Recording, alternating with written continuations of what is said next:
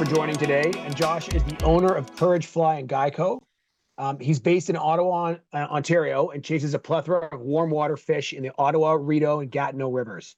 Josh's specialty is chasing muskie on the fly in an area that's known for trophy muskie. His methods are exacting, precise, and he washes it all down with a dash of humor. So just a little background here. For my 40th birthday, my older brother took me fishing with Josh. Part of it was because I always joked about catching a muskie, and part of it was I think he wanted to prove that he was still better than me. So him and I fished with Josh for 2 days. And I guess the one thing that I'm going to say that I remember is the first follow. We had a bunch of follows, and the first follow that I had under this bridge, where I'd almost thrown one of Josh's $100 lures on top of the bridge. Anyways, so I was fishing with a fly, and I had this follow, and this thing, this like ghost, came out of the depth. And it was so big that I couldn't even imagine getting it in the boat. Like I saw it and I was like, oh my God, that's a dolphin. And like, it's sort of the thing where like your heart starts to race and you actually feel like your butthole kind of pucker a little bit. You know what I mean? When you see this thing, and it's such a rush. It's like a bizarre form of fly fishing, and Josh has found out a way to turn this into a science. So without further ado, here's Josh. So as Dean said, my name is Josh. I run Courage Flying Guide Company here in Ottawa. Fish for a number of species, but muskie on the fly is my specialty, my passion. The name Courage, actually, my grandmother, her maiden name is Courage, Dallas Butler, Dallas Courage. She was a fly fisher, grew up in Newfoundland. Her and my grandfather were the first ones to put a fly rod in my hand. They were the first ones to bring me on a fly fishing trip. First one to get me hooked up with a salmonid. So I owe a lot to them in this passion. It was a year ago she died, so this presentation kind of goes out to her. A lot of great stories she shared with me. Growing up in Outport, Newfoundland, Port Union. She used to tell me when salmon opened, she didn't want to spend her money on a license, so she'd go out, wait till she caught her first fish, hide in the woods, and then run into town and pick up her license. She had brothers, so she'd steal their fly boxes, bang up their flies on rocks, and then try and sneak them back into their bedrooms. The power plant in the picture beside her on the left, her father was an operator. So she'd go down with her salmon rod and he'd switch around the turbines. So the pool she was on was the most productive one. So the presentation goes out to her, and if you use any of the information to make yourself a better fisherman, then know that she'll be looking down, smiling somewhere. About me, as I mentioned, I am here in Ottawa, Ontario. All warm water fishing. We don't have trout, or at least enough to readily target here in Ottawa, but we do have a spectacular warm water fishery: muskie, pike, bass, gar, some carp if you're into them. But Ottawa underutilized, especially in the fly fishing world. So that begs the question of why Ottawa for muskie. We have people, since I opened the business, coming from all over the world, from the all over the States, as far as Australia, and Ottawa very much is a world-class muskie fishery. Couple reasons. The first is the Ottawa River watershed. All our fish are wild, native, no stocking. They're naturally reproducing. We have a lot of water. We don't really have the cubic miles of water because we don't have lakes, but we have rivers. We have 5 major rivers, or 4 major rivers converging in Ottawa, as well as some smaller ones. The miles of shoreline make it a terrific city to host a huge muskie population. These fish need shallow water for spawning. They also need this water in the fall for foraging. And the fact that we have so much shallow, weedy water really makes it a potential fishing that can support a large population of muskie. Another huge thing about Ottawa is the consistent water flows. The Ottawa River in its main stem and tributaries has over 50 major dams and hydroelectric generating facilities. And it actually has hundreds once you get into the smaller tributaries on the watershed. Now, as fly fishermen, we're kind of counterintuitive. The dams seem contradictory. We're always seeing anadromous migratory fish. We're seeing petitions to remove dams, but the dams give us consistent water flows here in Ottawa. Musky are a lot like salmon. They return to the same areas every year to spawn. So if you don't have the water flows, or if the river's blown out, they can't spawn in those shallow, weedy back bays. This problem gets worse if you get consecutive years of poor flows, because the weeds, if they don't have a chance to get a foothold for several consecutive years, they won't come back. So the fact that Ottawa has these consistent flows every year, as well as the miles of shoreline, really make it a spectacular area to host musky and big musky. So if we look at Ottawa here in the map, we have the Ottawa River, the main drainage. We also have the Rideau River, which is where I was with Dean and his brother when they were fishing. The Gatineau River on the Quebec side. Also, if you look a little bit west of the city, we have the Madawaska and Arnprior, which is a spectacular, beautiful river, kind of getting on the edge of the Canadian Shield. So it's a little bit more rocky, totally different character than the other rivers in the city, with the exception of Gatineau, but also huge population of muskie. Then if you look right downtown Ottawa, we've got Dow's Lake circled. And just to show you some of the potential that Ottawa has, these are some photos I found online, but these are kids right downtown, or young adults, catching pretty spectacular fish. So you don't have to go too far. You don't even need a boat in Ottawa. Offer some really great musky fishing opportunities. Another cool thing about Ottawa, the Cook Lab out of Carleton is doing some fantastic groundbreaking research on muskie and other species. If you're interested in the science side of fishing, you can hop on the Cook Lab websites. The journals are fantastic. I've also had the opportunity with fishing with some of the researchers and really interesting, passionate people. And they're doing fantastic work. We're going to talk about some of the studies they've done a little bit later, and some of the findings. So we're going to start a little bit broad for this presentation. We're going to talk about muskies themselves, their life histories. We're going to get into fly fishing specific gear. Then we're going to get a little bit more advanced. We're going to talk about some philosophies, some biases, some things that we encounter as anglers, and also ways to predict activity of the fish. Hopefully, I know not everyone is a musky fisherman. Some of you have tuned in because you're interested, but I'm hoping that some of the information I share today will be a little bit more transferable. You can apply this to other bodies of water and fishing as well. Muskie are the largest member of the Izaak family. So that includes pike, it includes chain pickerel. They're the biggest. They spawn here in Ottawa between mid-April and late May. So that spawn is going on right now. Anytime the water gets above 50.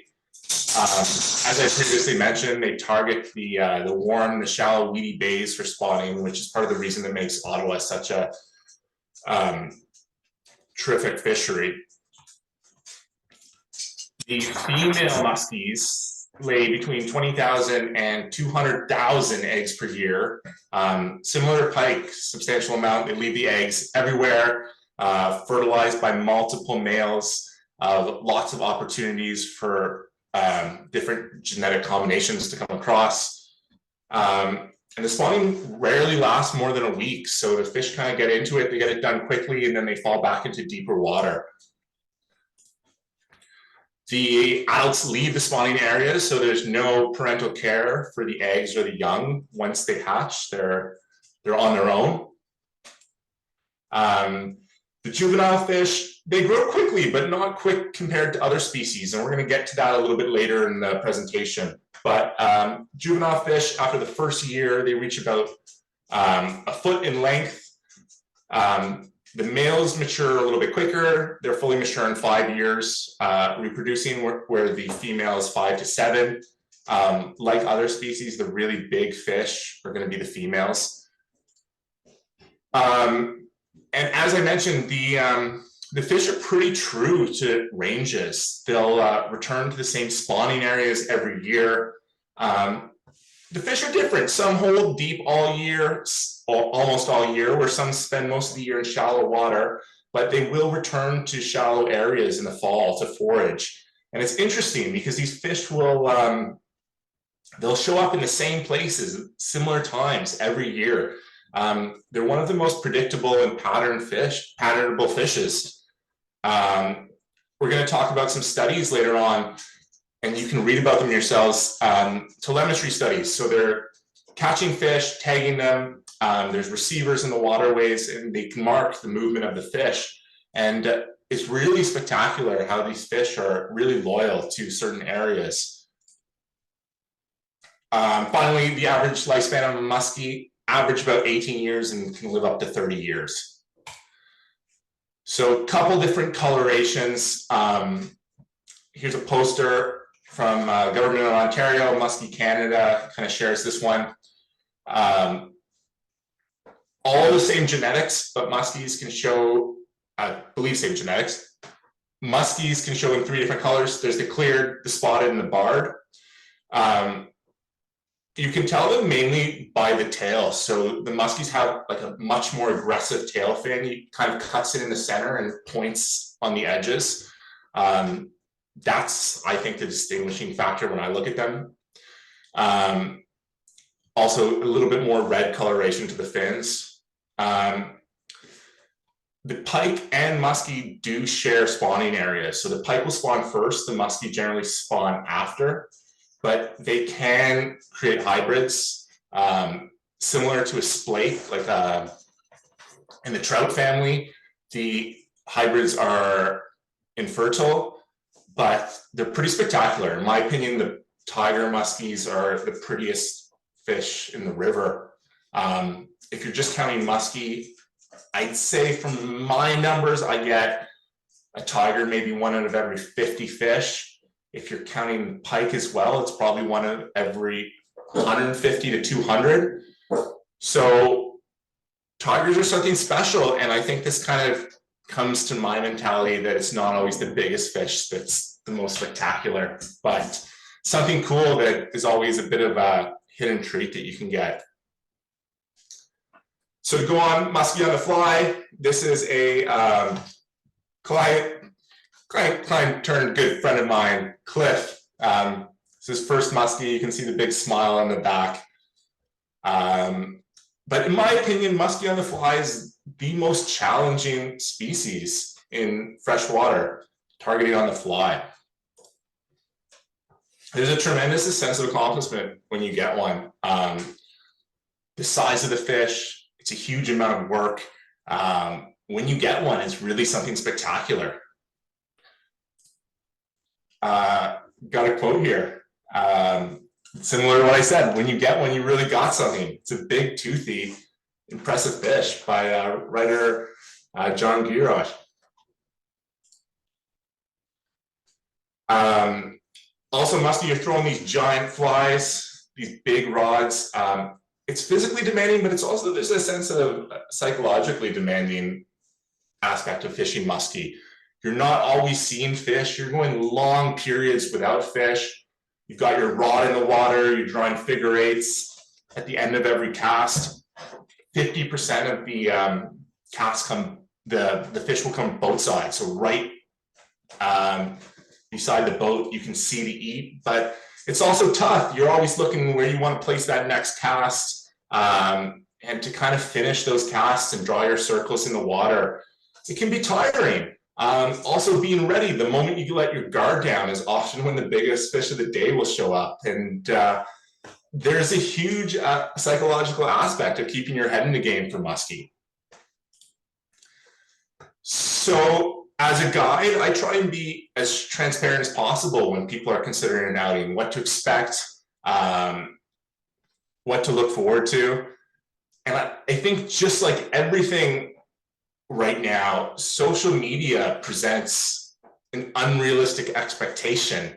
You're kind of only seeing the highlights of people's lives or people's fishing. And, you know, it's not always like that. So I try and tell people like what you can realistically expect. I also tell people thinking about doing a guided day for muskie. A guide is important because ideally any guide wants to get you a huge fish. And I love getting people first fish. I love getting people their biggest fish. But there's a lot more value to a guided day than the fish itself. I try and teach people transferable skills. I try and show people knowledge that they can translate to other fisheries. If not just Ottawa, they can take home and apply to any musky fishery in North America, or maybe even mindsets that they can apply to trout or cold water species. But in this day and age, a guided day is expensive and you want to make the most of it. So if you do a guided muskie trip with me or someone else, there's some points that you can ask to make a little bit more bang for your buck. Ask questions. Guides love to talk about their fishery. Ask why you're in a specific spot, what they're looking for on their electronics, the rationale behind fly selection, why they're doing what they're doing. Ask them deeper questions beyond the day you're in, like how does the fishing change throughout the season? What different tactics or approaches would you use if you were out a little bit later or earlier in the season? And I think I don't get every one of my clients a fish, but I am confident that anyone who fishes with me is going to walk away definitely a better musky fisherman or fisher, and very least with some transferable skills they can use in their own fishery. I forgot to click you guys through the points, but I got a couple more here. Fishing musky on the fly, covering a lot of water. It really demands some strong casting. It's probably not the species you want to start with if you're getting into fly fishing. Average encounters, what to expect. On my 5-hour half days with 2 anglers, I'm usually getting about 1 to 3 encounters. Full days, I'm usually averaging about 2 to 5. So an encounter could be a follow, it could be an eat, it could be a hookup, but you don't always get the hookup from an encounter. And converting that encounter to a landed fish is the most challenging aspect in musky fly fishing. I think with conventional tackle, you do see a bit more fish. You're covering a lot more water. The big thing with conventional tackle is those baits have usually 2 to 3 treble hooks. So you're looking at 9 hook points. A fish that swipes at your fly is a lot, or your bait is a lot more likely to get hooked on conventional tackle. So executing boat side, really following through, trying to stick those fish it's a challenge on the fly, but it also makes it a whole lot more exciting. Finally, you've got long periods of inactivity. Like I said, you're usually averaging about 2.5 hours between encountering fish, if you want to look at kind of numbers as a whole. So that kind of creates susceptibility for biases and mind games, which we're going to talk about a little bit later. John, when I finished with Dean, it was interesting because the first day we saw, I think, 5 or 6 fish. He was throwing flies, his brother was throwing conventional. They switched up a little bit, but the first day, almost all the fish except one came on conventional tackle. A little bit discouraging because my passion is in the fly. And then the next day was the exact opposite. I think we had 5 or 6, we had a couple eats, and the fish just wanted the fly that day. And I think average conventional does a little bit better, but there are certainly days where the subtle presentation of the fly just really shines. So next slide here. This is a client of mine, kind of fun story. This guy T showed up This is when I was guiding for I was subcontracting dates for another major guide outfitter in the city. So I didn't always get to answer the emails, see where people were at with their fly fishing, their casting ability. So this gentleman showed up first day, had a brand new 10 weight, started taking the plastic off. And I said, cool rod. We got into the rod and he said, yeah, it's my first fly rod. And I was kind of like, oh no, I don't know if this is where you want to start. I did have some conventional tackle in the truck. I suggested that maybe we grab that. We only had a 5-hour half day. We try and get a fish, and then maybe circle back to some introductory casting at the end of the day. He said, you know what? If I'm going to learn to fly fish, I want to learn on the hardest thing. So let's give it a shot. And if I don't get a fish, that's cool. So we took him to a back bay. We did about an hour of casting. We didn't even touch the double haul. We picked a tiny little fly that he could confidently throw a little bit, and away we went. And I think the second spot, he got this fish. It was 46 or 47, but it kind of shows that, you know what, sometimes it's about being at the right place at the right time and having a positive attitude. But I tell everyone that your first muskies always seem like the hardest or the easiest in this situation. Eats have happened on the first cast of the day. I had 2 clients in the last 2 years, first 3 casts, they've gotten fish. I've also, as a guide, been given demonstration casts and been showing the figure 8 and had to pull my fly away from fish and try and sub in the client and get that fish hooked up. It doesn't always happen, but I also have some awesome casters who come and it takes them a couple days and they'll see a lot of fish, but you don't always get it. But it's the calmness and the confidence and the ability to execute. I do think that every muskie sequentially gets a little bit easier. We're going to get into some fly selection here, a little bit backwards, as we're going to talk about flies before rods and gear, but I think seeing some of the flies will answer some questions about rod selection. So fly choice is kind of fishery dependent, depending on the river, the body of water, different size flies. You match the hatch a lot. Ottawa River, for instance, huge population of moon eye, so they're about 9 to 11 inches. I got a picture of one there. Fantastic to replicate. I use a lot of silver, I use a lot of white, I use that dull purple. But these fish also hit a reactionary bite. Your fly will go by them and they get curious and they'll swipe at it. So just because your fly doesn't look like anything on the river, it doesn't necessarily have to. Show you guys some flies. Typical stuff I'm throwing throughout the season is about this size. I'm running 2 4 to 6 inch, 4 6/0 hooks. So usually about 7 to 9 inches. Here's another one. I really like these wiggle tails. They're cool. You can change them out. You can change different colors. They make a lot of really interesting vibrations. And you can get fun with these flies.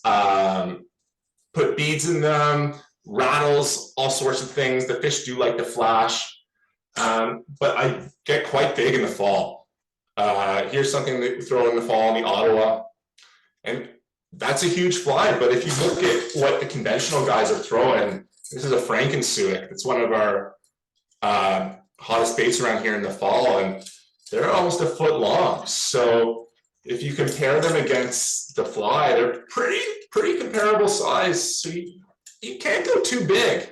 I do think as the season progresses, I have a tendency to go larger and larger. The fish get a little bit more calorie conscious as the winter approaches and they want to put on that weight. So I will start the season with a little bit smaller and graduate into bigger flies. But for our fishery, kind of that 7 to 10 inch range is a sweet spot, but that might be smaller based on the rivers you're fishing. I have some friends who fish the Saugeen and they go quite a bit smaller. For anyone getting into fly fishing, The flies aren't impossible to tie, but they're a little bit tricky getting the weight right, getting them to swim properly.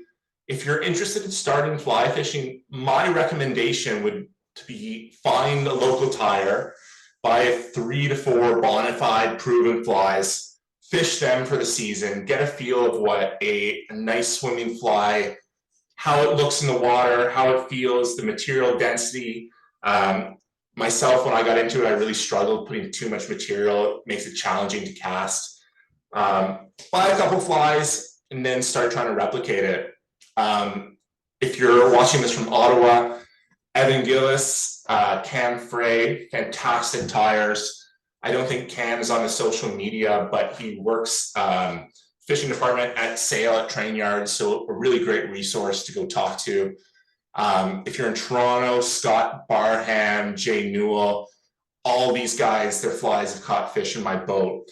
So one, to have some proven flies. Also, you buy flies from someone local and you have a point of contact, someone you can chat with, Musky, answer a couple questions. So the value does extend beyond the flies themselves.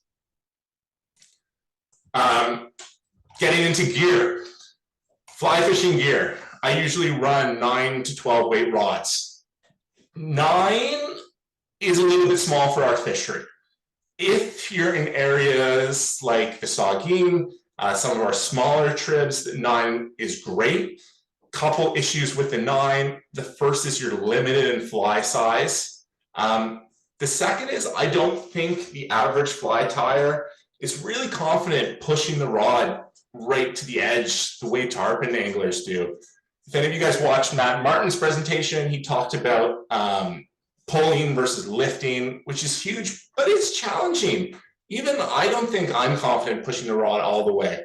So I generally recommend going a little bit bigger. 10 to 12 is kind of where you want to be if you have larger forage, larger bait fish. 10s are a lot of fun, especially early season. My issue with 10s is once you get into the fall and you want to be throwing bigger flies, you can get a little bit sized out by your rod. So that being said, if you've done some saltwater, if you already own a 10, you've been using it for pike, by all means, get out there, throw the 10 for muskie. But if you're buying your first rod, I might be looking something a little bit heavier that you're not going to get pushed out of as the season progresses. 11s, I think, are the sweet spot. They can handle everything. You can cast them all day. 12s can also do it. I find 12s a bit more fighting rods, a bit more lifting rods, a bit less pleasant to cast for 8, 12-hour day, whatever might be on the water. I'm going to get rid of this squeaky toy. Moving on to reels. I use 7 to 8 weight reels on all my rods. Point of contention with a lot of people that I talk to gear. Everyone says, I'm fishing an 11, 12 weight rod. Why am I not fishing a 12 weight reel? The reason being, you're running sinking line. The sinking line takes up very little space on the reel, and any amount of weight that you can shave off is going to make that day of throwing in your 10,000 casts, as they say, a little bit more enjoyable. Some of you are probably thinking, you know what, Josh, I understand I can fit it on a smaller reel, but there's something nice about a balanced rod. It balances in the hand. It feels well. And I get that. If you're swinging flies for steelhead, maybe you're running a trout spay, it's nice that it balances perfectly. But when you're musky fishing, a lot of the time your rod tip is in the water on the retrieve. I like to throw as light lines in a sinking sense that I can get away with. And by digging your rod into the water, you're gaining 18 inches for free. Also, you have to finish every cast with a figure 8, which involves your rod in the water. So why not retrieve the entire cast with your tip in the water? So your rod's always pointing down. So a little bit less of a balance isn't going to make things uncomfortable. In fact, it might make things a bit more enjoyable. So I recommend, if you're thinking about doing some musky, steelhead season's over, grab your 8 weight, strip the line off, try the 8 weight. You really don't need a heavier reel, and I think it's going to hurt the experience. Lines, I use a little bit of everything, some floating for poppers, intermediate. Usually sink tips is where I'm going to spend 90% of my casting. 30-foot short, compact, aggressive taper heads are important. I usually run sinking ranges from 5, maybe even low to 3, all the way down to 10, a little bit higher in the fall. I try not to count down after I cast. I like to cast and get stripping right away.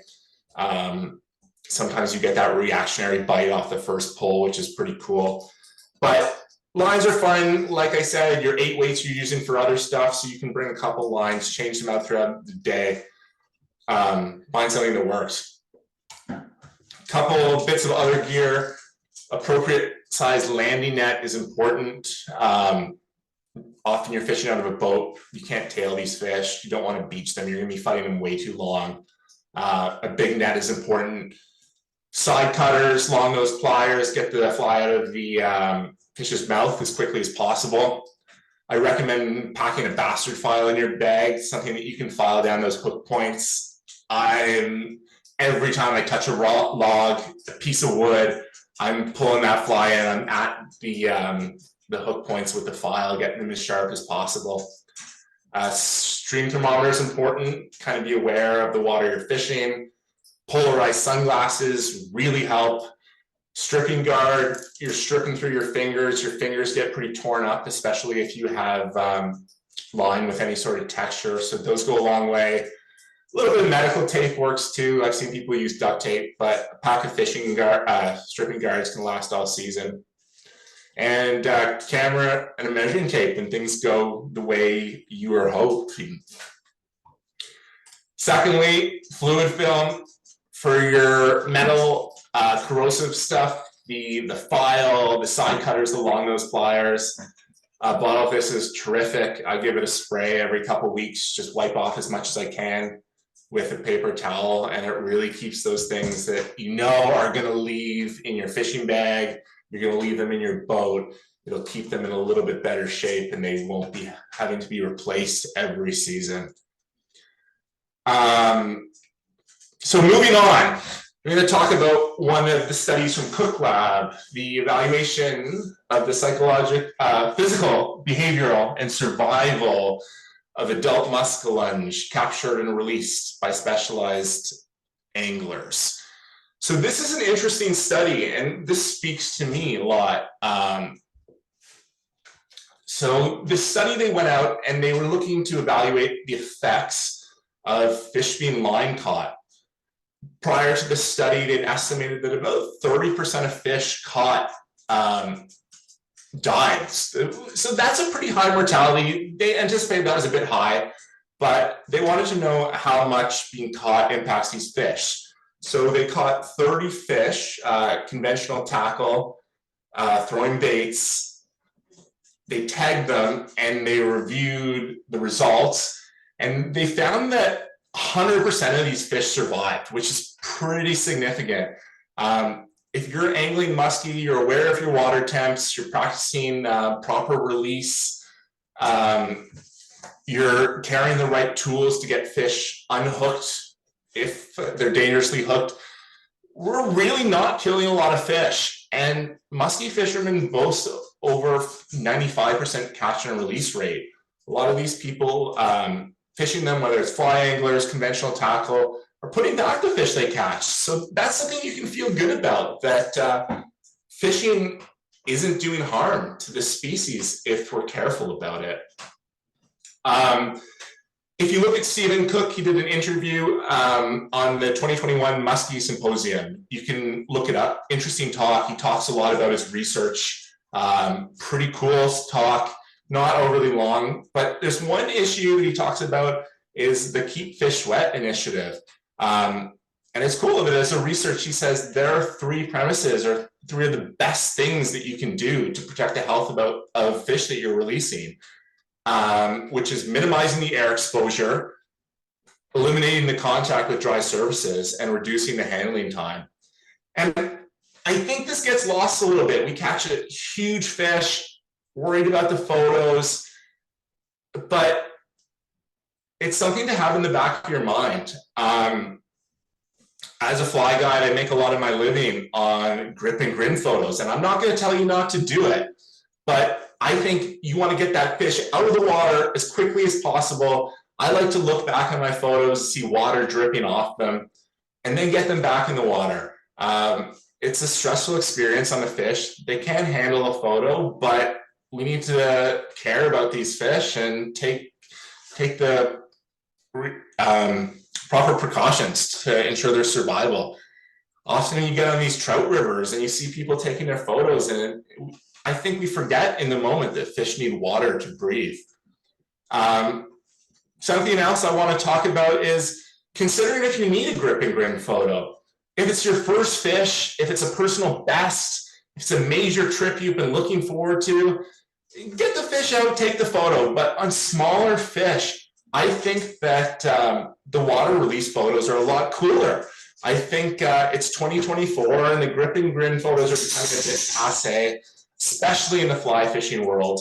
I think these smaller, high 30s, low 40s inch fish don't really look that good in a grip and grin, but you can get some really cool shots in the water. So I don't say no to grip and grin photos. I also try and get the water shots. These ones here I took from the internet, but something to keep in the back of your mind, because I think these, if you're creating a portfolio of photos, if you're someone who's active on social media, these are a lot more interesting and creative. Leads me to two-hand casting, something kind of modern in the musky fly fishing world. Huge ergonomic benefits. When I kind of opened Courage, was also the beginning of the pandemic. I was working in the restaurant industry. Restaurants were closed. I was at a fine dining restaurant here in Ottawa, so I was off, and I fished over 100 days that year.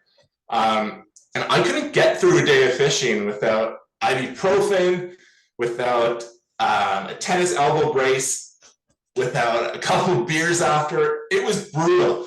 I was out with some clients who fished the St. Lawrence, and they pulled out these two-hand rods, and they were just blasting casts effortlessly, minimal back casts. And it got me thinking that there is such a better, more ergonomic way to do it. I got in touch with Bob Miser out of Oregon, who designed the 909, and I think that is one particular rod that he's really nailed down. The two-hand rod, sub 10 feet, that can really blast large flies. That being said, I recognize a rod like that's expensive, and you don't need to spend that money right off the bat if you want to dabble with two-hand casting. You should test the water a little bit before you jump in, but any rod with an extended fighting butt can be casted with two hands. So it's kind of like how a single hand rod, you can single hand spay. Same mentality. If you line it up with the right line, you can give it a shot casting some musky flies or some larger pike flies with two hands. See if it's right for you. I wouldn't recommend standard swish rods, stuff that you're going to be using for steelhead. I think the action is a little bit too soft. They feel a bit too noodly. They bend too much. They don't quite have the power for huge flies. But things like the Reddington Predator, Sage Payload, the TFO Izaak, Echo Musky rod, all of these rods with the extended fighting butt, you can two-hand cast. So if this is something, maybe you're buying your first musky rod, there's some serious benefits about getting something with an extended butt, and you can kind of try both worlds. For this to work, you need a slightly shorter head. You essentially need a sinking Skagit, which isn't on the market. So you unfortunately have to come up with something yourself. I buy shorter heads, I cut them down. I also aim slightly above the grain window. But if anyone catches wind of this, works in the fly fishing industry, some sinking Skagit heads is really what we need. To run you guys through this, say for instance, we're gonna look at the Echo Musky rod, the 11 weight. 11 weights are typically 450 grains. I'd be looking for something that's about 22, 24 grains, and I'd be going up to closer to 500. So you can kind of cross multiply that out to see what you'd be looking for in a 30-foot head. So in this case, I'd be grabbing the 600 grain. The Cortland makes a really nice sinking line, and I'd be cutting about 6 feet off that to get to the 500 grain mark. If you're going to do this, I recommend getting a cheap jewelry scale, something you can use on Amazon, cutting the line piece by piece. Once you get close to where you think you want to be, line it up, put a loop on it, go to the park, cast it. It's like a haircut. You can always take a little bit more off, but once you go overboard, you get kind of stuck. So this is something cool. A lot of people I've found on the forums, on Facebook, on fly fishing are talking about two-hand casting, but no one's really talked about how to get these lines nailed down. I know Bob Miser, I think they're doing some custom lines, but there's nothing readily available on the market. So heavy sink lines, Cortland, Airflow makes one in 500 grains and 700 grains. Scientific Angler has some also. Cut them down a little bit, and you should be able to get the two-hand casted going. Talking about terminal tackle, got a reel here, 7 to 8 weight. If you guys take anything from this, don't use a 12 weight reel. When I'm lining this up, I use fluorocarbon. The Musky aren't line shy, but fluoro sinks a little bit faster. So the Maxima is great. The Scientific Angler shock tip at the 50 pound, I think, is a little bit better. It turns over better. I know the Maxima spools are like $25 now. It's expensive, but one will last the whole entire season, probably more than a season. It's worth it. I usually run about an arm's length. I don't put any taper in it, just straight 40 to 50 pound with a loop to loop to my fly line. These loops get blown pretty quickly. Don't expect them to last much more than a season. There's some solutions. The first is you can double this over, throw it on your vise, whip finish it, drop a super glue, you've got a new loop. Nail knots work really well. Make sure they're good nail knots. Make sure the loops, the wraps are consecutive and not jumbled all over each other. Another thing I've been playing with is braided loops, which is kind of like the Chinese finger trap.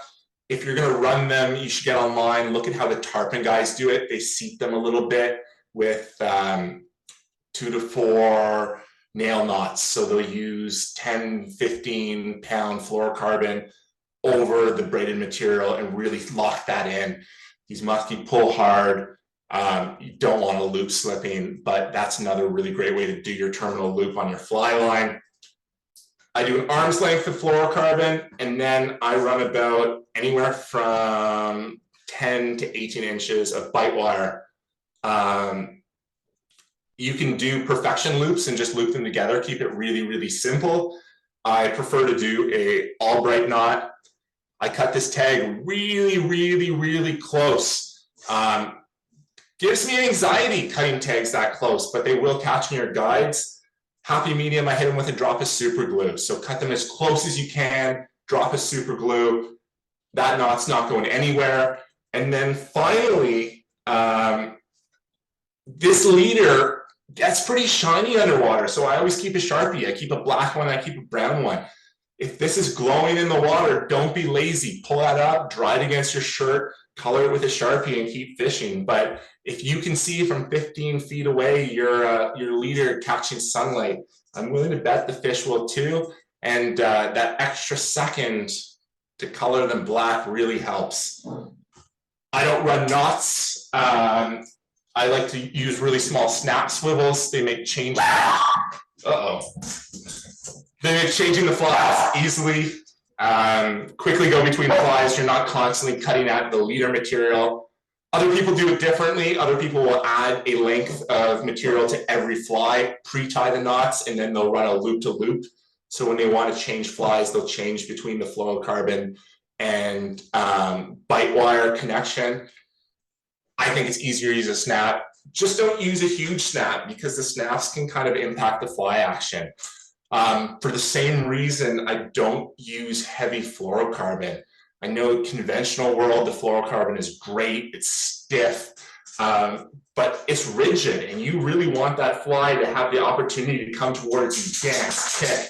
And I think when you have that rigid piece of tippet on the end of it, yes, the fish are unlikely to bite through it. Yes, they probably can't see it as well as wire, but the wire gives your flies a lot more action. So we're going to move on now to ideal musky conditions. What makes these musky bite?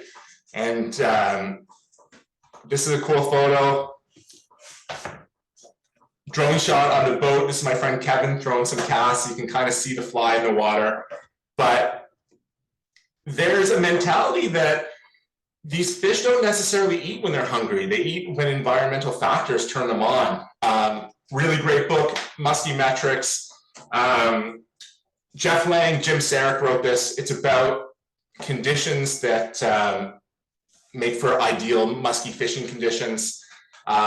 Jeff Lang says, I believe that muskies are, for the most part, biologically unable to sense hunger, and therefore they don't eat when they're hungry, but instead they're activated to feed solely by their instinct. And the more time I spend at this fishery, the more I believe that's true. Couple things to consider with muskie. This is a picture here of my good friend Mike Cadora.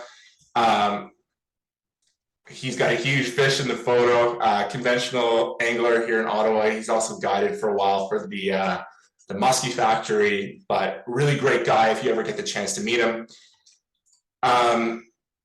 But talking about muskie, comparing them to other species, for instance, mahi-mahi or dorado, they have an average life expectancy of 3.5 years, and they grow 30 pounds in the first year. So these fish are gorging themselves. They're not turning down opportunities to eat. You compare that to muskie, and muskie, the average life expectancy of muskie is 18 years. They're only going to be 12 inches or about a pound after their first year. So they can be lazy, they can be moody, they can be selective, but at the end of the day, something has to turn them on. And as anglers, that's something that we can kind of try to predict. Mature fish are speculated to feed on average less than 1 ton per day. Periods of activity, hunting are encouraged by external conditions. The reason I put this photo of Mike here is the last couple of years, Mike and I have both been guiding. A friend of mine, I'll get off the water and I'll give him a call and I'll say, hey, Mike, how was your day? And he'll say, Josh, it was a slow day. We had a window. We missed a beautiful fish. It was just after lunch. It was about 1:30. And I always think it's funny because he could be on the East Ottawa. I could be on the Madawaska, 100 kilometers away. And there's been so many times where he's had a day which lit up at a certain moment, and all my fish have been within 20, 30 minutes of the exact same time. So that really fortifies that belief that there's something turning on these fish beyond just seeing a prey source. That being said, I don't think you should get too hung up on the conditions. Another great book I love, Robert Toombs, Musky on the Fly. This was came out in 2008. So one of the first books on musky fly fishing, but it's getting older at this point. But there's a section where he interviews a lot of musky guides, asks them what's the ideal conditions, other questions about musky on the fly. And I really like the response by Brad Bowen here. It says, anytime I can get out. We don't know what all the conditions are. We can make estimations, we can make guesses, we can go when we think it's good, but we don't know fully when these fish are going to eat. And if you're only out when you think it's going to be good, you're just missing a lot of enjoyable time in the water, and you're potentially missing huge eats. But first thing we're going to talk about is the solar lunar cycle. So this can be broken down into lunar events, majors and minors. Majors is when the moon is completely perpendicular with the horizon. Minors is when it's parallel with the horizon. But the majors and minors, the 30 minutes kind of on either side, believed to be an increase in activity. So that's on a daily basis. On a monthly basis, full moons and new moons also have shown heightened activities. So I know that sounds kind of like hocus pocus, believing in the moon and fishing. There's a study, Musky lunacy, which is an interesting study that I thought I had a slide for it. Maybe I don't. Oh, here it is. Musky lunacy found that this was conducted in 2014. They conducted that they looked at the catch rates of over 300,000 muskie, and there was an increase on full moons. That being said, it was a minor increase. It was only 5%. So I wouldn't let 5% stop me from going out. That being said, I do believe with these conditions, you can stack them. So maybe you have a full moon, maybe you also have a major in the same day, and then you have a storm front coming in. Now you've stacked 3 conditions that all give you a 5 to 10% increase, and you're looking at a major or significantly increased chance of catching a fish during that period. Cook Lab also did a study in 2015 on the Rideau River, tracking, it was another telemetry study, and they found that the highest levels of muskie activity was at dusk. They also found there was a bell-shaped curve when you plotted muskie activity against water temperature. So muskie don't like cold water, and they also don't like the hottest points of the day. But the midpoints, specifically when the water is increasing, you get a spike in activity. There's an app I suggest, fantastic for muskie. I've also played with it a little bit with trout. I haven't seen the same results. But Solar Lunar Hunting and Fishing, it's a free app. I think you have to pay a couple dollars to see more than a week in the future. But it plots your days and it shows all the daily events. So you get to see the majors, the minors, the sunrise, sunset, and then the equivalent of the major with the sun. So that's kind of cool to know what you're looking at, knowing what you're getting into with a day.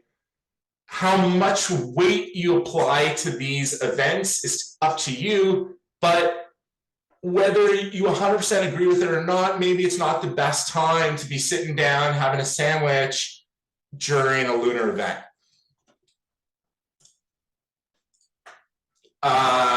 Another big condition is weather. So this is a funny story. The photo here, this is a friend of mine, Lucas. He'd been out with me a couple times. I had a little bit of sporadic action. We hadn't gotten one together yet. We were out on the Ottawa this one day. It was so hot that day, but we looked at the weather and we saw a storm front coming in. We said, you know what, let's not even touch muskie until that weather starts coming in. We were fishing underneath the Rideau Falls. We were fishing some multi-species.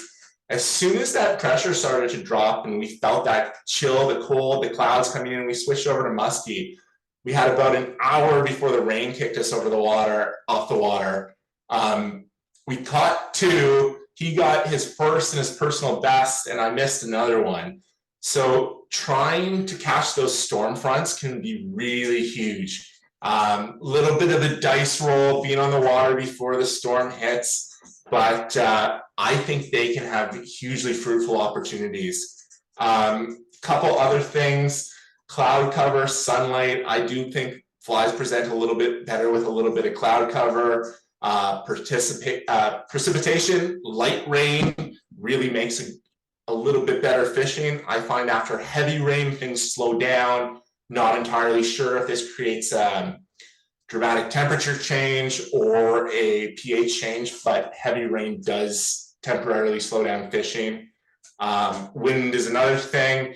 I do like a little bit of chop on the water. I don't like completely still water. Barometric pressure, which we're going to get into next. But mostly the trends in these things is most important. If you're going to get into musky fishing, it's being aware of what's going on. Log booking, keeping notes, trying to identify success or lack of success, and what else is going on that may have caused these events. And understanding this will make you a better angler, and it'll also give you some clues of what to anticipate from future days. As I said before, barometric pressure is a big one.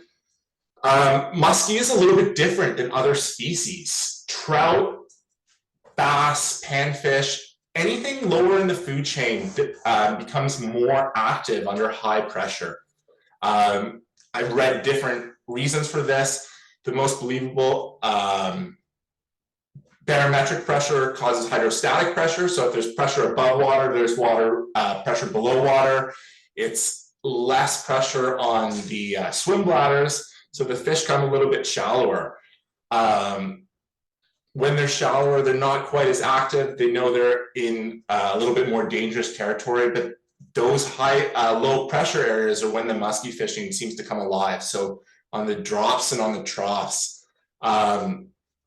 whether the musky experience the same thing in their swim bladder, or whether they are chasing the bait fish, I don't think we've really been able to say for certain, but I do know from my experience, when you get those big drops in pressure, the musky fishing does come alive a little bit. The last one I want to talk about is seasonal changes. So the fish are going to be in different places throughout the season. Right now, the fish are spawning, so we know they're in shallow, weedy back bays. Once the fish finish the spawn, they're going to move to deeper water, but they're going to be water adjacent or nearby these bays. So anywhere where there's spawning areas, you know the deep water nearby is going to show musky in your opener around June. Some fish stay in these shallow areas all year. Others after spawn will retreat to deep water, and they'll stay in the deep water for the majority of the year. Things do get interesting in the fall, because some of the fish that hold deep all year round, primarily the biggest fish, will return to shallow areas, and they'll be a little bit more targetable on the fly. Fly fishing, we can't troll, we can't deep jig, so we're a little bit stuck to these shallow water fish. So the fall can be exciting because fish that weren't targetable throughout the prior months of the season, you get into October, and these fish, you can get them on the fly. Interesting article. This one was in a Musky magazine, but if you Google it, you can find it on some of the blogs, but it's the 7 degrees of musky fishing. A little bit more lake oriented, but it sort of breaks down some temperature changes and how the fish move throughout the season. Where you find fish in the fall versus the late season can be completely different. And also reverse trends, I find, can be a bit detrimental. In the spring, when things are getting warmer, a really cold day can slow things down. Also in the fall, when things are cooling down, a really hot day can slow things down as well. So sticking with the seasonal trends can be important. There's some pictures here. This is a cool story. This was in late June, right after spawn. We were fishing, that's my friend Nick, it's me up top, but we were on the Ottawa River, shallow back bay. This was within a couple weeks of spawn. I was throwing flies, Nick was throwing a conventional rod. I hooked up with this fish, a little bit over 50, 52, 53. I didn't even have a tape measure at the time. I bumped it against my rod, but it was my personal best. I was ecstatic. I was releasing this fish. Nick was casting while I was reviving it, and then Nick got this 48. So we had over 100 inches of musky in the boat. Pretty much, I let go of my fish and I went and netted his. But I think about how cool that would have been with a third person. We could have got that double photo. But this event is pretty cool, but it's also important because that really shallow water, it's the only time you're going to find those high 40, 50-inch fish. Once you get deeper in the season, most of those fish are going to pull off. Maybe they'll be still targetable with the fly, but they're going to be closer to deep water drops. They're not going to be at the back of those shallow bays. Another cool story. This is my friend Chris, Coast Guard, really great fly fisherman. He was up for a day last summer. It was July. It was the worst day. Our hands were sweating. It was one of those days that not a cloud in the sky.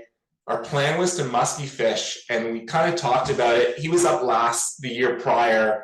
He got a small one, missed some decent fish, but we said, you know what? Both of us know the grind doesn't feel like the right day. We were casting flies at carp and gar all day, had an awesome day, and then on the way back, he said, you know what, you've got a musky rod, let's hit 2 spots. We have time.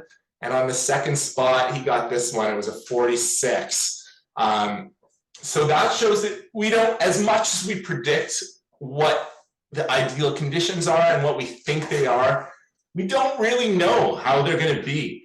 And it kind of goes to what Brad Bowen said, that the best day fishing is when you can go out. This also begs the question, did this fish eat because Chris's fly just looked really good? Or maybe it ate because there's external factors that we're just not aware of.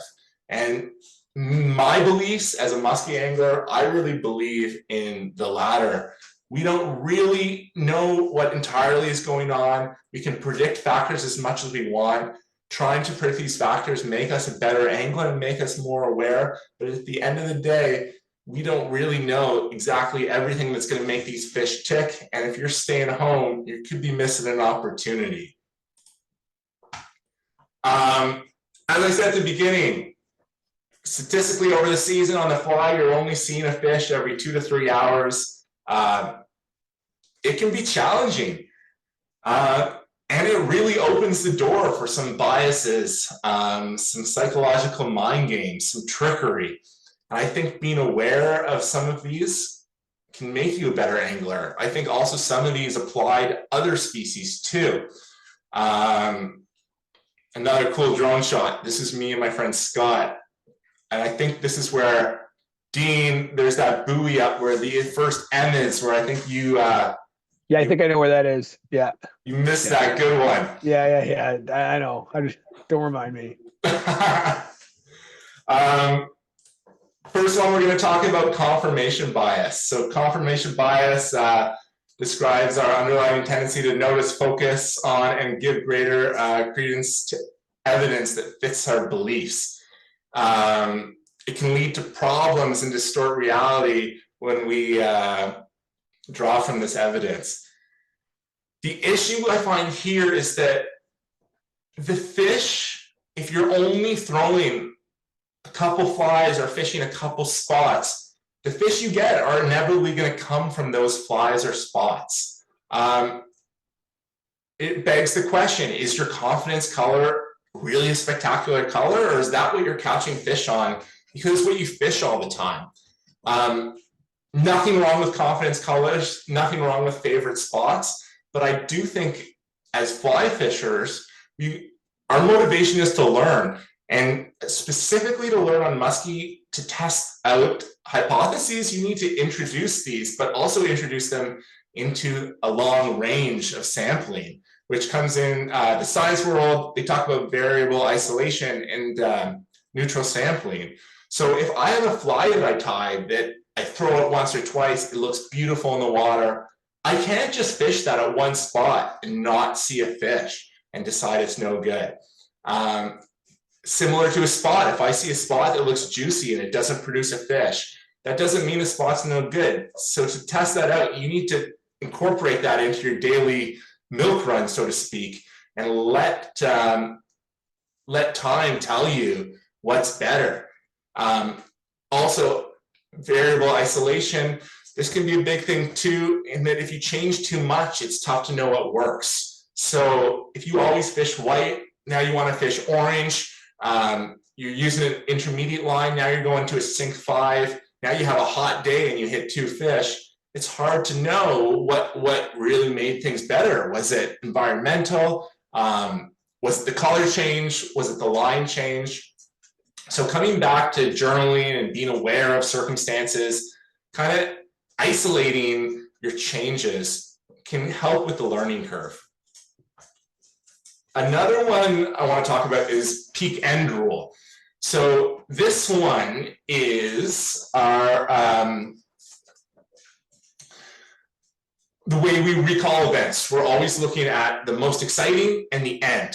So this one is kind of works for me a lot as a guide.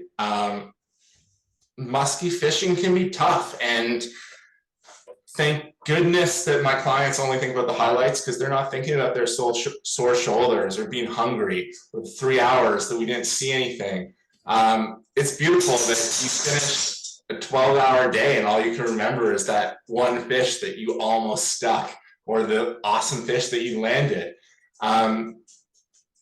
The problem with this is that it isolates our learning, because there's a lot of circumstances that happen throughout the day that we might not be grasping onto if we're only focusing on the highlights. So what I recommend is log booking. At the end of the day, while things are fresh, keep notes of what happened, keep notes of the circumstances. What was working, what didn't, what was the conditions like, what were the lunar phases, what was the time of year, what was the water temp. But we'll talk log booking a little bit later. Next, this is one I call the lockjaw conundrum. So this is our tendency when things are going poorly that we want to make dramatic changes. We've kind of got this nothing to lose mentality. Once again, problems arise that this doesn't provide us with the most neutral way of testing. And I actually became aware of this. It wasn't musky at all. It was steelhead fishing. My wife, Emily, and I, we got into steelhead. We were really enjoying the time on the water. Her family has a cottage near the Saugeen, so we were spending time there. The Salmon River is just over 2 hours from Ottawa. And we had the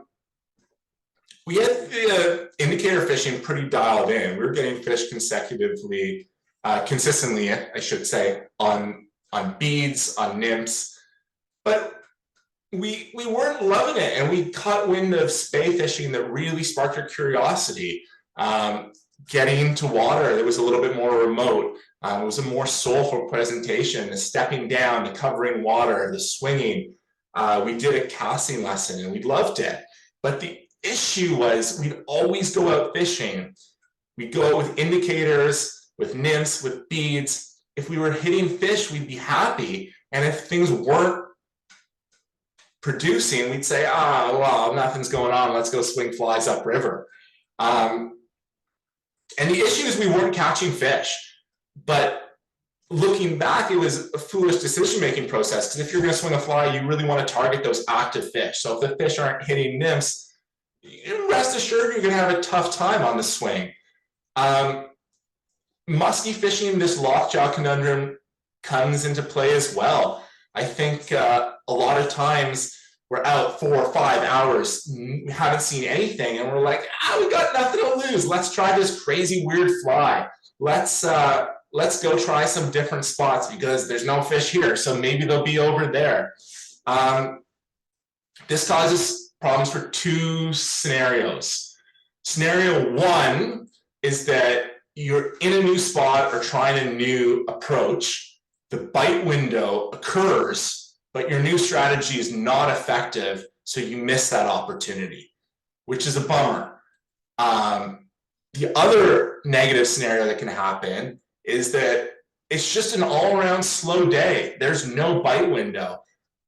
The fish aren't engaging, but now you've lost faith or in potentially fruitful strategies. You might not want to go back to those spots. You might not want to fish that fly.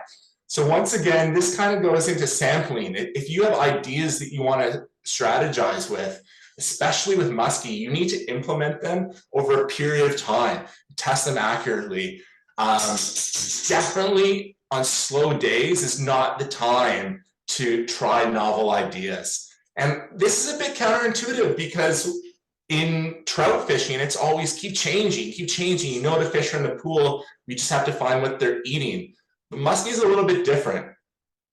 I do think change is important, but I think subtle change. So if I'm out and I'm not finding a bite, I'm going to make small changes. I'm going to go to my confidence spots. Maybe I'll do 2 passes. I'll do a pass a little bit further out. I'll hit the deep water. Then I'll go through a second time and I'll get right in the weeds and pick things apart.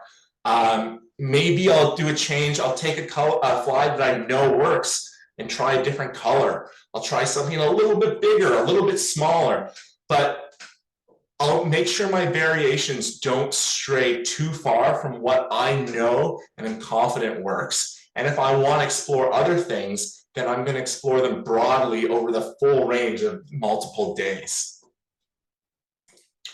Last one I want to talk about is gambler's fallacy, the randomness bias.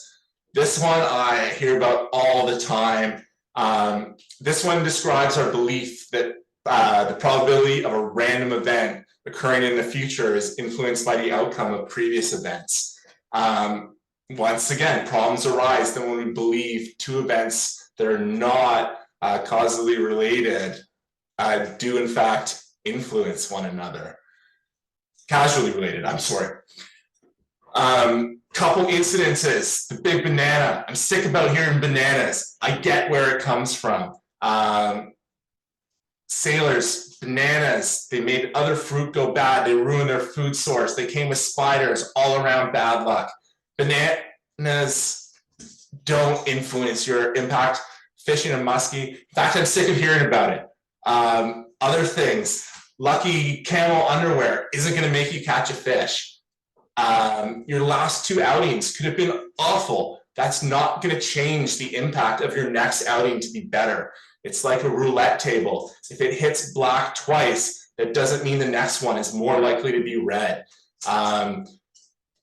If your last 2 outings were no good, that's your opportunity to get into logbooking. Let's look at the conditions. Let's look why they might not have been good. Let's look what we were presenting. Let's flip back in our logbook to previous years and what worked under similar circumstances. But this belief that luck has gone one way and now they're going to change the other doesn't really make sense as an angler. With muskie, we hear a lot about 10,000 casts. And it's this idea that we have this ticking tally. And once we hit 10,000, that's our chance, and then we restart. But this couldn't be further from the truth.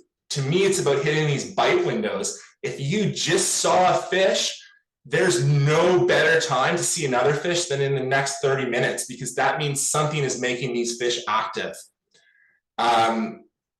So naturally, to follow up, logbooking, I think this is incredibly important in any fishery, but particularly muskie. As I said before, and as research has proven, muskie is one of the most patternable fish. Logbooks help us as anglers identify trends, seasonal patterns, external situations. Also, large fish spotted will likely be in the same place in consecutive years. So if I'm out and it's a certain, say it's October, and I check the temperature and I miss a huge fish in a spot, I might not see that fish again for the next season, but I can be pretty confident if I go out in the following year when waters are similar temperatures, that fish that may have spent the entire year in deep water is going to return to those places. Keeping logbooks is important forward-looking because it lets us identify trends, but also with muskie, because they're so patternable, it helps us identify previous trends, and we can go back to these fish. Muskies Canada, for anyone who's getting seriously into muskie, has a fantastic logbooking program. They also allow the statistical information that they get from this logbooking to be used in research. So by putting your logs and your catch rates up there, you kind of get that feeling that you're beyond your fishing, you're letting that data be used towards preserving this awesome fishery that we have in Ontario. Finally, starting to wrap things up, continuous learning is kind of the reason we do it. I know the club is called Sir Izaak Walton. One of his quotes is actually my favorite. It's in the signature line of my email. Is that angling may be said to be so like the mathematics and that it can never be fully learned. And I think for a lot of us, this is what makes muskie or any sort of fishing interesting, is that there's always the opportunity to learn. And that doesn't have to correlate to fish catching. Just being on the water, identifying things. Anytime you get off the water, you've learned things that make you feel like a better angler, understand your fishery a little bit better, and that can be incredibly rewarding. But as I've noticed, and as I stated, muskie can be challenging because of the lack of feedback. To enjoy muskie, I think you really need to adjust your mindset that uncovering any piece of knowledge is a victory. If you go out just for the fish, it can get frustrated in a hurry. And if you want to catch a lot of fish, there's other species that you can catch on every outing. If you want to catch a lot of muskie, throw conventional tackle. You'll catch 50% more easily. You won't miss them. You'll be able to cover more water, make more of a ruckus, more vibrations, but there's a reason why we're all doing this on the fly. And you have to take it for what it is. And I tell everyone, if you're out fishing and you have a fish come in and follow, there's on a different day, whether it's a minor change in how you reacted to that, or it's a minor change in the attitude of the fish, that fish could have been a captured fish. So you, just by encountering a fish, you got 90% of the way there, and you unlock some cues to future catching. So basing your success just on fish can be detrimental to your experience of the pursuit in general. Finally, end on a note, the good fly angler versus a productive fly angler. Productive fly angler catches a lot of fish. They catch big fish and they understand how to fish effectively in a variety of different conditions. But good angler is different. A good angler enjoys their time on the water. They participate in conservation initiatives, environmental stewardship. They're concerned about the health of their river, their watershed. They contribute in research. They share the joy of fishing with others. And I know this is kind of cheesy, but I struggled a lot with this in my musky fishing journey. When I got into it, it was all about numbers. And I don't look back on that and regret it. I think it made me a better guide. But I would come back home from fishing and my wife would laugh and she'd say, Josh, I don't even need to ask if you caught fish because I can tell based on your attitude. I remember one particular day I drove almost to Montreal to a spot that I felt confident in. This was in the fall and I needed a fish. It had been a while, I'd missed a bunch. I got on the water, second spot, hit a mid-40, got back in the boat, back to the boat launch, straight home after 2 spots because I didn't want to fish that day. I just needed the satisfaction of catching a fish. And you know what? It's funny to laugh at, but I had to adjust things in this pursuit. The guiding, the teaching people how to fish changed things. I got into photography, enjoying the time on the river. But I think, like a lot of things in life, if we focus too much on the destination, that final reward, the process, which is what we're going to remember when we look back on it, can get lost a little bit. So I think a lot of people in this presentation are a little bit older than me. They might have already figured that out. But I think this was a pivotal piece of learning in my muskie career. And I think that's why it's cool, because muskie can teach us a lot about ourselves as anglers, and strategies that we apply to muskie fishing we can apply elsewhere, other species, but also just with other ways in life, with this being an example. So finally, for everyone who kind of stuck around with me this far, I appreciate you being here. I appreciate your interest. hope that helped a little bit. I hope that opened a different perspective that maybe you can apply to your own fisheries. If anyone's interested in getting to Ottawa, love to have you. Love to even just message me, give you some pointers where to start if you want to do it on your own. But that's it for me.